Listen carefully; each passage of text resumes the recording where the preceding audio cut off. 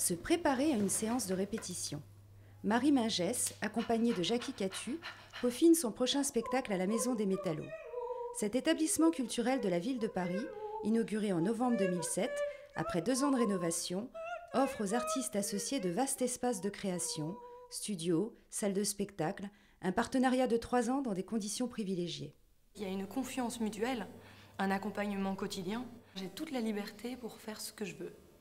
Le maire de Paris, M. Delanoë, quand il a inauguré le lieu, il a dit qu'il n'y a aucune exclusive, aussi bien les gens du quartier que les gens du 16e arrondissement, de Marseille ou de Manille.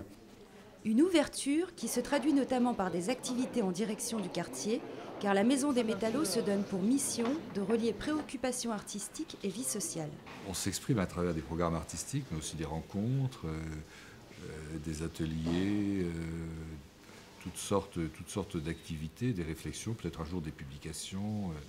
Et le travail de l'architecte qui s'appelle Vincent Brossy, qui est à mon avis très remarquable, c'est d'avoir créé des espaces tout en respectant le lieu dans son histoire, à travers notamment la structure métallique du lieu, l'architecture industrielle du 19e siècle.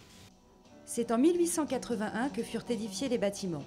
D'abord fabrique d'instruments de musique, puis propriété du syndicat des métallurgistes.